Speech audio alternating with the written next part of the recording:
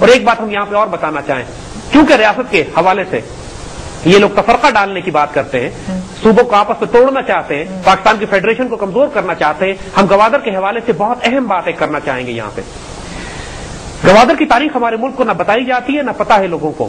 1860 میں 30s 40s 50s آس پاس، یعنی یہ 19ویں صدی کے آخر کی بات ہے، یہ درمیان کی بات ہے کہ بلوچستان کے کچھ لوگوں نے، کچھ سرداروں نے گوادر کو انگریزوں کے ہاتھ بیچ دیا تھا۔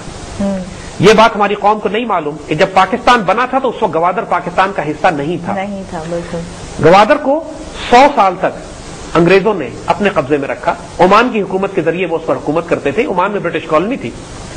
جب پاکستان بنا ہے گوادر پاکستان کا حصہ نہیں تھا، گوادر عمان کا حصہ تھا۔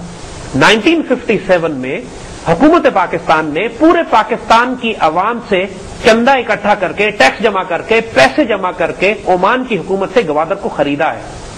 گوادر پورے پاکستان کی عوام نے خون پسینے کی کمائی سے مل کر واپس خریدا ہے۔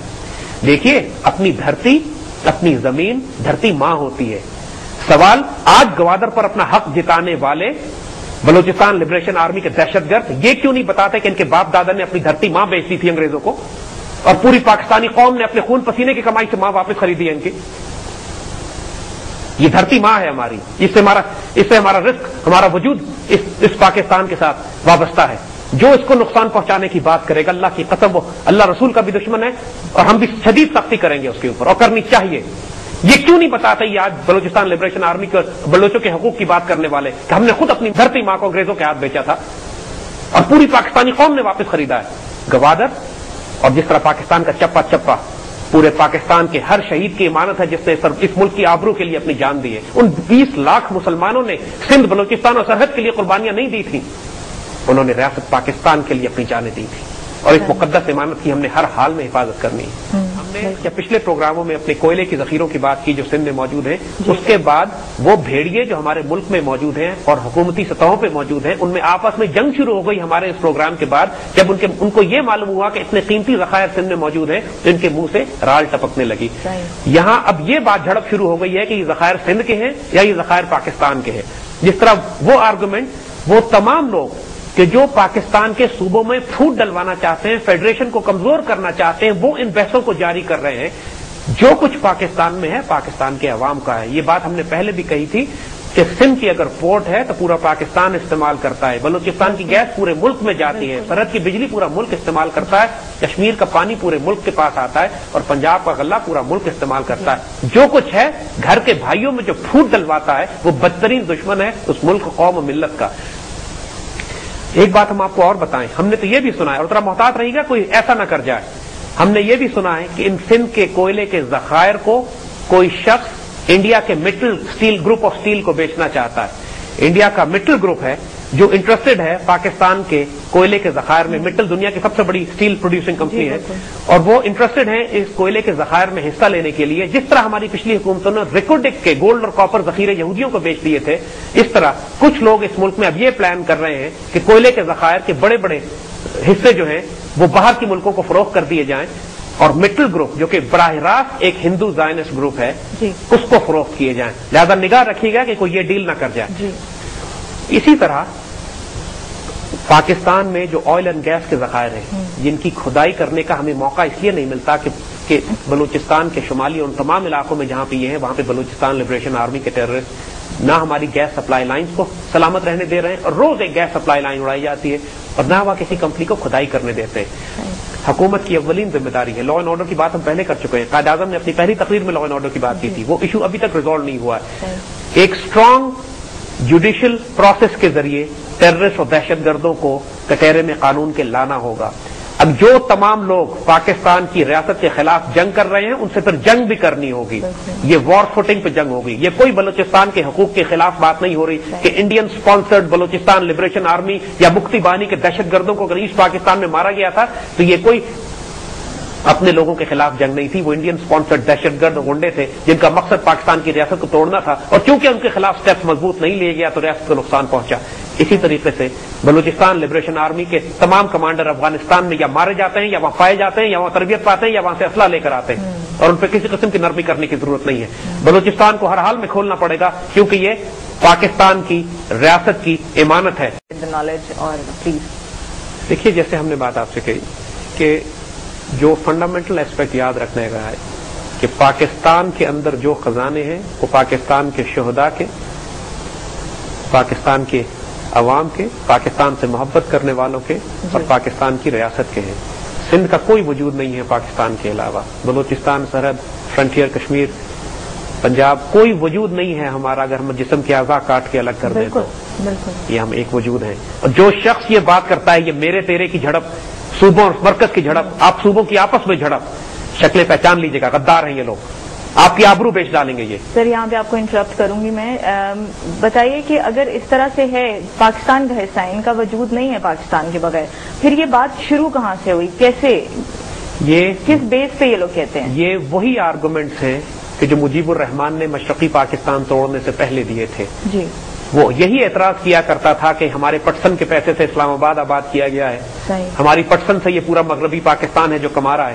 غلطیاں کوتاہیاں ہوتی ہیں، جھگڑے ہوتے ہیں گھر کے اندر، بھائی بھائی بھی آپس میں لڑ پڑتے ہیں، لیکن جو گھر کو جلانے کی بات کرتا ہے وہ اسلام کا، پاکستان کا، مسلمانوں کا اور ان لاکھوں لوگوں کا جنہوں نے اپنے جان مال عزت اور آبرو قربان کیے ہیں اس ملک کی عزت اور آبرو کی حفاظت کے لیے اور اس کی سرحدوں کی حفاظت کے لیے.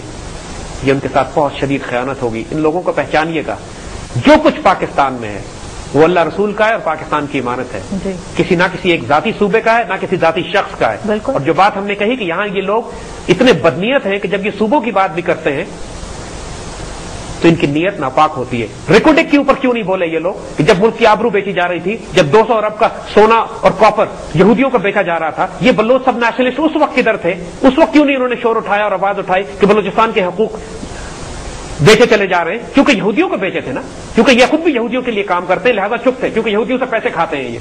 لیکن اگر اسلام آباد، پاکستان کا مرکز، پاکستان کا وجود، پاکستان کی قوم اگر ذرا سا بھی کوئی حصہ اس کے اندر چلے جو پورے پاکستان پر استعمال ہوتے ہیں پھر ان کو آگ لگ جاتی ہے.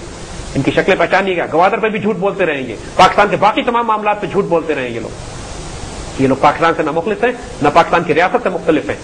اور آج ہم یہ بات آپ کو بتا دیں. ایک بات اور ہم کہنا چاہیں گے، یہاں پہ ایک مایوسی پھیلا دی گئی ہے پوری قوم میں کہ پاکستان ٹوٹنے والا ہے، بلوچستان الگ ہو رہا ہے، سندھ الگ ہو رہا ہے، فرنٹیئر الگ ہو رہا ہے. اس ساری خرافات پہ کان مت دھریے گا. اللہ کے فضل سے کچھ بھی نہیں ہونے والا اس ریاست کو.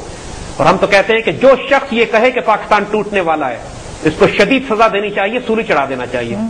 کہنے کی اس کو جرت کیسی ہوئی یہ بات کہنے کی کہ اللہ کا دیا ہوا تحفہ ٹوٹنے والا ہے؟ کچھ بھی نہیں ہونے والا اس ملک کو. یہ صرف سائیکولوجیکل وارفیئر ہے، پروپیگنڈا وارفیئر ہے. ہمیں ڈی مورلائز کرنے کے لیے تفرقوں میں بانٹ کے، فرقوں میں بانٹ کے، گروہوں میں بانٹ کے، صوبوں میں لڑائی کروا کے، یہ سارے ان کے سازشیں اور ہتھ کنڈے دیکھیے گا اور سمجھیے گا.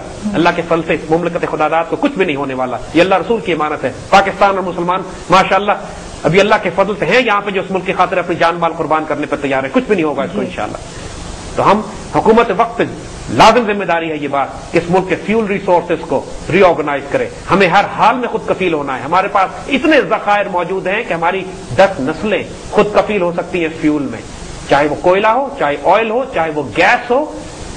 اور دوسری بات، جو نیچرل ریسورسز ہیں ہمارے، جی ہمیں اپنے ہمسایوں کے ساتھ تعاون کرنا ہے اس پر. IPI gas line Iran, Pakistan, India, اس میں سے ہمیں انڈیا کو نکال دینا چاہیے اور IPC کر دینا چاہیے، India Pakistan China gas pipe line. جی. اور ایران کے ساتھ ہم نے ابھی تک اپنے انرجی سیکٹر میں کوئی چیزیں ڈیولپ نہیں کی ہیں. ہماری سرحد اس سے لگتی ہے. ہماری ٹرانسپورٹیشن کاسٹ بہت کم ہے ایران سے معاملات، ایران سے گیس کو اور پیٹرول کو لانے میں. ایرانی پیٹرول پورے پاکستان میں فروخت ہوتا ہے اسمگل ہو کے. ہم اگر سینکڑوں ٹرک بھی روز ایران سے منگوا لیں تو ہماری تیل کی ضروریات اپنی سرحد کی پار سے پوری ہو سکتی ہیں. ہمیں کوئی لمبے چوڑے طریقے کر کے رسک لے کے وہ خطرناک معاملات کر کے کہ دوسرے ملکوں سے ہمارا تیل آتا ہے، جہاں سے بھی آئے، ہمیں تیل سعودی عرب سے بھی آتا ہے، ہمیں تیل گلف کے ممالک سے بھی آتا ہے ضرور، لیکن alternate back up supply line Iran سے کھول کے رکھنی ہے ہمیں. اس صورت میں کہ سی لین، سمندری لینز اگر بلاک کر دی جائیں ایک جنگ اور ایک حادثے کی صورت میں، کیونکہ انڈیا کے ملٹری پلانز میں یہ ہے کہ جس لمحے پاکستان کے ساتھ اس کی کوئی ہاسٹائل سناریو ہوگا، ہاسٹائل انوائرمنٹ بنے گی، وہ ہماری سی پورٹس بند کر دے گی جیسے 71 کی جنگ اس نے کی تھی. بالکل. ہمیں ہر حال میں اپنا تیل بھی پیدا کرنا ہے اور وہ آلٹرنیٹ راستے اپنے فیول سپلائی کے کھول کے رکھنے ہیں کہ جو کسی صورت میں بند نہ کیے جا سکے انڈیا کی طرف سے. انڈیا کی ریچ سے بہت دور ہے ایران، اور ایران سے اگر ٹرکوں کی سپلائی پاکستان میں آتی ہے تو ہم اس کو سیکیور سپلائی لائن کے طور پر استعمال کر سکتے ہیں. لیکن اگین پھر یہ بات آتی ہے یہاں پہ کہ لا اینڈ آرڈر کا ایشو کریٹ ہو جائے گا. بلوچستان لبریشن آرمی کے ٹیررسٹ جو پاکستان کی اپنی ایگزسٹنگ گیس لائنز پر اٹیک کر رہے ہیں، وہ آئی پی آئی یا آئی پی سی پہ بھی اس لیے اٹیک کریں گے کہ وہ سارے کے سارے امریکن ایسٹس ہیں. بی ایل اے کو تیار کیا گیا ہے امریکہ کی طرف سے اس لیے کہ امریکن سخت مخالف ہیں اس بات کے کہ پاکستان اور ایران کے درمیان کوئی تجارتی معاہدہ یا انرجی کے لیول پر کوئی معاہدہ کیا جا سکے. ہمیں ہر حال میں اس معاہدے کو فالو کرنا ہے. یہ ہمارے لیے ضروری ہے، ہماری نیشنل سیکورٹی کے لیے ضروری ہے. اور ویسٹرن زائنسٹ اکنامک ماڈل کو بائی پاس کر کے پاکستان ایک انڈیپینڈنٹ فیول سپلائی لائن کھول سکتا ہے اپنی، اگر ہم اپنے ذخیرے استعمال کریں اور ہم براہ راست ایران سے تجارت کریں. ایران، اب ہم آگے جا کے بتائیں گے، ایران اپنے آپ کو اس گلوبل اکنامک ماڈل سے نکال رہا ہے جہاں تک اس کی فیول سپلائیز کا تعلق ہے. ایران خود بھی پیدا کرتا ہے اور اس جو ڈالر بیسڈ اکنامک ماڈل ہے جس میں فیول کی یا تیل کی دنیا میں ڈالر میں تجارت ہوتی ہے، ایران نے اپنے آپ کو اس سے باہر نکالنے کی کوشش کی اور نکال رہا ہے. اچھا، نتیجہ یہ ہے کہ ڈالر کی تباہی سے ایران کے اکنامک ماڈل پر، ایران کے فیول سپلائیز پر، ایران کی فیول سیلز پر فرق نہیں پڑے گا اور ہم انڈیپینڈنٹ ہو کے ایران کے ساتھ اپنا معاملہ طے کر سکتے ہیں.